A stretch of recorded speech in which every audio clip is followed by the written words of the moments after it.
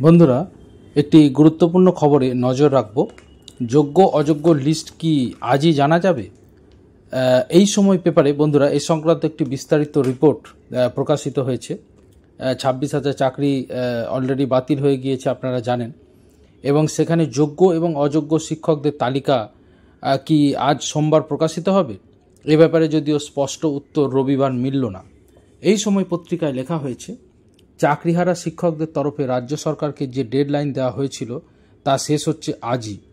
সেই সময়সীমা মেনে কি বেরোবে তালিকা? স্কুল সার্ভিস কমিশন বা শিক্ষামন্ত্রী কেউই অবশ্য রবিবার রাত পর্যন্ত বিষয়টা স্পষ্ট করে জানাতে পারেননি।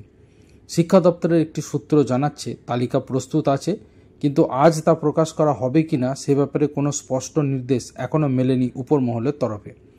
বন্ধুরা জানেন, আপনারা হোয়াটসঅ্যাপে কিন্তু এই ধরনের যোগ্য লিস্ট এবং অযোগ্য লিস্ট কিন্তু হোয়াটসঅ্যাপে ঘুরছে পিডিএফ ফাইল আকারে, এবং এই ধরনের একটি ফাইল আমার কাছেও এসেছে। এখন কোনটা আসল কোনটা নকল সেটা তো হোয়াটসঅ্যাপ থেকে বোঝা সম্ভব নয়। তো এ ব্যাপারে স্কুল সার্ভিস কমিশন কি লিস্ট বের করে সেদিকে কিন্তু সবার নজর থাকবে। এদিকে এই লিস্ট প্রকাশের দাবিতে সামনে রেখেই আজ সল্টলেকে করুণাময়ী থেকে বেলা 12টায় এসএসসি ভবন অভিযানে ডাক দিয়েছেন চাকরিহারা শিক্ষক ও শিক্ষাকর্মীরা। তালিকা না বেরোলে এসএসসি ভবন ঘেরাও করা হবে বলেও জানিয়েছেন তারা। চাকরিহারা যোগ্য শিক্ষক ও শিক্ষাকর্মীদের মঞ্চের তরফে চিন্ময় মণ্ডল রবিবার বলেছেন, আমরা যোগ্য অযোগ্যের তালিকা চাইছি। 11 এপ্রিল বিকাশ ভবনে শিক্ষামন্ত্রীর সঙ্গে যে বৈঠক হয়েছিল সেখানে জানানো হয় যে 21 এপ্রিল তালিকা প্রকাশ হবে। সেই লিস্ট বের করতেই হবে, না হলে আমরা এসএসসি ভবন ছাড়ব না।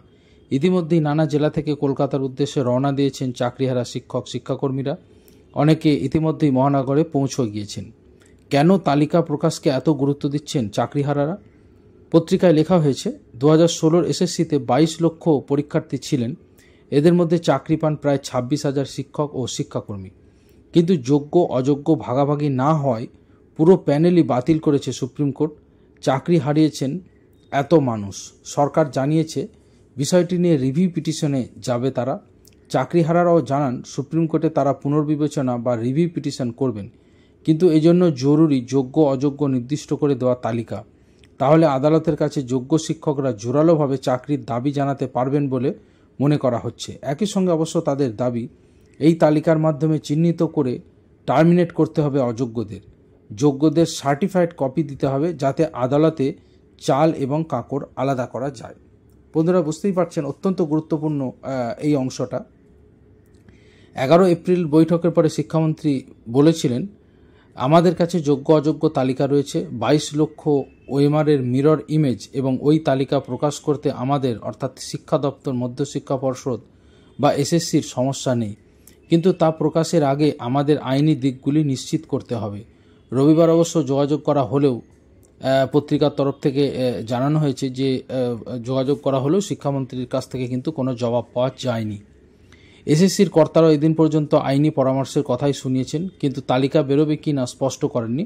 তবে আইনজ্ঞরা জানাচ্ছেন এই তালিকা আসলে সিবিআইয়ের তৈরি, মিরর ইমেজও সিবিআইয়ের। এরই ভিত্তিতে কোর্ট যোগ্য অযোগ্য আলাদা করে বুঝতে পারেনি। আইনজ্ঞদের অনেকেই মনে করছেন যে তালিকা আগেই কোর্টকে সন্তুষ্ট করতে পারেনি, তা প্রকাশের পরে আইনি লড়াইয়ে চাকরিহারাদের কতটা লাভ হবে তা নিয়ে কিন্তু সংশয় থাকছে। অর্থাৎ বন্ধুরা বুঝতেই পারছেন, যে তালিকা বের করার কথা বলা হচ্ছে সেটা কিন্তু সিবিআইয়ের তৈরি, এবং সিবিআইয়ের এই তালিকাতে কিন্তু যোগ্য অযোগ্য আলাদা করে বোঝা যায়নি, এবং সেই জন্যই সুপ্রিম কোর্টও পর্যন্ত বলেছিল যে চাল কাঁকড় আলাদা করা যাচ্ছে না।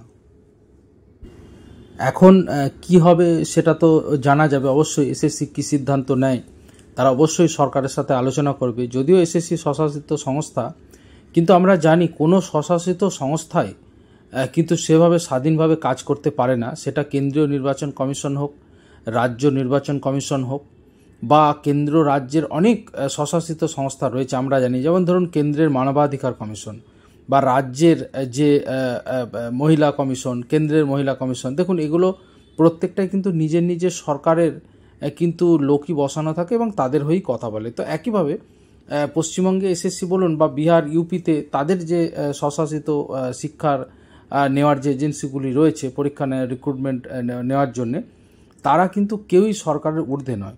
তো সুতরাং এখানে সরকার কি সিদ্ধান্ত নিচ্ছে সেটার উপরেই কিন্তু এসএসসি সেই ধরনের সিদ্ধান্ত নেবে বলে মনে হয়। এবং লিস্ট যদি প্রকাশ্যে আসে সেটা অবশ্যই অত্যন্ত গুরুত্বপূর্ণ একটি ব্যাপার হবে।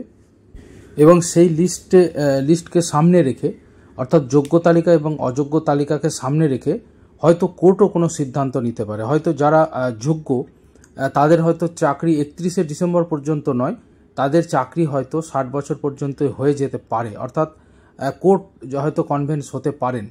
অর্থাৎ এই যোগ্য অযোগ্য তালিকা, এটা দেখুন এই সময় পেপার আনন্দবাজার বর্তমান প্রত্যেকটা পেপারে অত্যন্ত গুরুত্ব দিয়ে ছাপানো হয়েছে, যেহেতু আজকে এসএসসি অভিযানও করবেন তারা।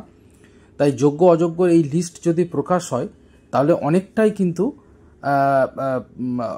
কিন্তু কোর্টও কনভিন্স হতে পারে এরকম বলা হয়েছে। যদিও এই সময় পেপারেও শেষে বলা হয়েছে সিবিআইয়ের এই রিপোর্টই কিন্তু কোর্ট এর আগে সন্তুষ্ট হয়নি। তা এখন সন্তুষ্ট হন কিনা সেটা অবশ্যই দেখার বিষয়। এবং যদি সেই ধরনের খবর প্রকাশিত হয় তাহলে অবশ্যই আমি আমার চ্যানেলে জানিয়ে দেব। আপনারা অবশ্যই আমার চ্যানেলের সাথে থাকুন। অত্যন্ত গুরুত্বপূর্ণ সমস্ত খবর আমার চ্যানেলে আপনারা অবশ্যই পেয়ে যাবেন। চ্যানেলের সঙ্গে থাকুন।